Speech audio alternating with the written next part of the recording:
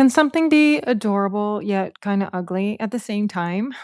This poor Hope chest has been through something, and I wish I knew what. I know it's got stories to tell, but it's so cute, but it's such a mess. I mean, even the legs are a mess. But I just saw something in this chest that I was like, I know it has so much potential. I can tell. I just love the mid century vibe to it. And although it's a hot mess right now, I think I can make it better. Want to learn furniture refinishing? I have step by step guides for every stage of the process, and Refinish and Profit covers the business side. They're available on my website. So the first thing I needed to do was get this old finish off. Now, the finish on here already is super thin. And I was like, I can tell that it's been refinished before. And I'm not even sure if there's really much of a coating on it because I put stripper on here to see if I can do something about all these stains. And you can see what's coming off is really the same color as it went on. So it's not grabbing much. There's not much to this. It feels very thin. And then the next thing I'm going to try is the carbide scraper. So when you're stripping a piece, you're sort of looking at what's going to work the best. I'm trying everything. So I get done with a few things and I decide I'm just going to sand. So I did get a lot of the finish off with the scraper. I probably could have started with 150 grit, but I went in with 120 and it didn't do much, really. So and I'm moving on. I'm just going to keep on going a different direction. I think at this point, I'm really going to pivot and remove the hardware and then start sanding. Now, I didn't strip the sides, and you can see I'm not sanding a lot. What I have decided to do is go ahead and restain this without stripping it.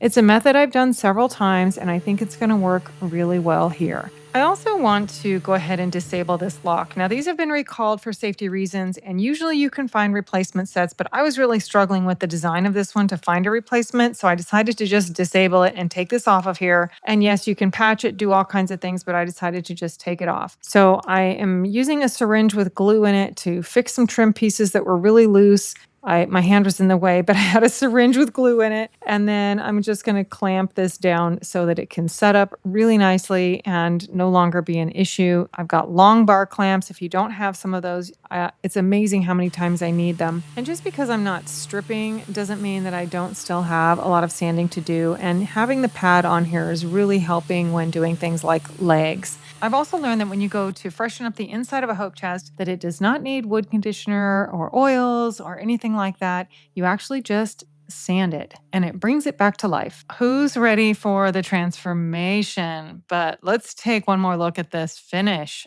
Oh my goodness, it's such a mess. I don't know what all that is, but this poor thing needs some help. So I really think I'm going to be able to make this better. Perfect? No, but better? Yes. So I'm going to use a water-based stain, and this is one that I've used many times. It's one of my favorites, super highly pigmented. And I'm going to do things a little different. I'm going to use this really dark stain in the color dark walnut like paint, kind of like paint. I mean, you're still going to be able to see the wood grain through it. It's just going to be darker because I didn't want to paint this and I don't want to see all those stains and everything through it, but I'm not going to wipe this stain off like you normally would.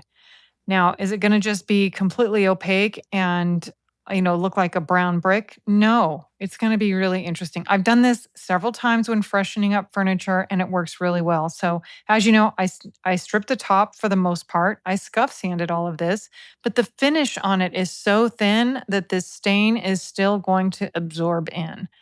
So I'm just covering everything. I've got a little poly brush in my hand and I'm doing all these details. Sometimes it's actually easier to wipe it back because you have to be careful you don't leave too much stain on anywhere.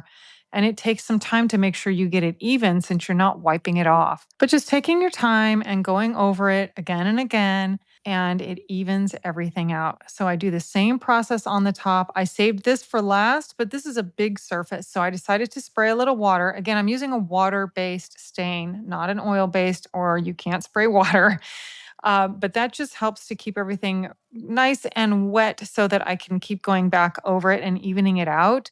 If it starts drying, then it's going to look awful. But after I let it dry for several hours, I came back and I just had some areas that one, I wanted to add some dimension to. And then two, there were some areas that were a little lighter than others. And I have found that just using this method of kind of simulating some wood grain or just some variations help to make this look more realistic and just more interesting. Several more hours of letting it dry, and then I'm going in with my first coat of top coat. Because I'm using water-based stain, I can go right in with my water-based top coat. I don't have to do that transitional layer I do with oil, and just giving this a nice even coat. I'm going to be doing multiple layers of top coat. I want this little beauty now to be nice and durable. I sand in between each coat, and I have a sanding sponge in my hand that is very weathered and old. It was 320. It's probably more like 600 now. It does not take much to smooth out and sand down top coat. So anything over 400 grit should work. This is a damp microfiber towel with just a little bit of water on it to get all that sanding dust off. The dust is very fine. And then more coats of top coat. I'm going to be doing this 5 times. I like to do at least 5 layers on a piece like this. And I'm not going to show them all, but you can imagine that I just let it dry, sand it, wipe it, paint it again. Now, my hardware, I cleaned it all up. It still looked awful. So it needed just freshening up with some paint. And it just turned out fabulous. And make sure you get that little handle for your spray cans because it makes life so much easier. I clear coated it as well because, again, I want this to be durable. Several coats of that. And now, time to reinstall it. I thought this hardware was so cute. There was no way I was not going to reuse it. So even though I had to freshen it up, it was worth it because this is just so cute. I love how low profile it is and that it just sits there right on the face like that. It's so charming. And now I need to address this. This tray is so worn out. It's all the way down to the wood. And this felt just had nothing left to it. So I decided to just pop this out of here. And I thought, if I break it, well, I'll have to cut a new one. But thankfully, I could get it out.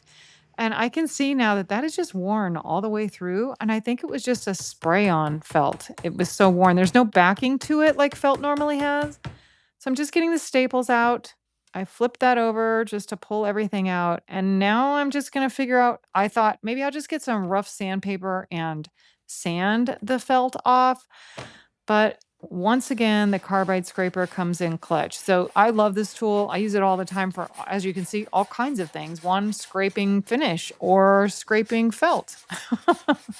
It's such a great tool. But I just had to do a little elbow grease, and you can see it's coming off nice and clean. I mean, I really got all of it off of there. I didn't do much else of anything except for the carbide scraper. Now, I ordered some new felt. Mine does have a backing, so this is a little thicker. I thought it would have a better chance of standing the test of time, and it's self-adhesive. So I just peel back a little area, get it nice and straight. Because if I did the whole sheet, I felt like I was gonna put it on crooked. So I just did the little area on the end, and then I'll just pull the backing back a little at a time, make sure that I'm still going straight, pat it down, and then just keep doing that until I get through the whole thing. Because if you start going crooked, you can kinda correct it a little before you keep going. But I love this color. It's kind of a deep reddish brown, and it looks so cute. And I thought I could reinstall it like this, but no, that was a no-go. There was no room for my staple gun to get in there, so I ended up having to take that whole shelf off. Thankfully, it's just a matter of brackets, but this top was now unsupported, so I had to ask a friend to come over and help, which is a newly refinished nightstand with a blanket on it, and that just held the lid so I could get this shelf off of there. Of course, I've got my supervisor over here making sure I do everything right. Hudson is always close by. And I just pop that right back in there. Here's my staple gun to just get that secured again. And I'm using pretty long staples. They need to be able to get all the way in there and just secure that. And now that just looks fabulous. Now reattach the shelf. And it's a little tricky just because we've got so many brackets and things going on. And then one more cleaning with my little shop vac. This mini vac is so handy. And let's take a look back at this poor Hope chest. I felt so sorry for it, but not anymore because isn't this adorable? I'm so happy I just continued on with some stain instead of painting it because it just turned out so cute. I just love this. I hope you like it as much as I do. And if you want to learn more about the process of staining furniture, I have a complete guide to staining furniture on my website. And here's a couple more videos for you to check out. And be sure to subscribe for more videos every week.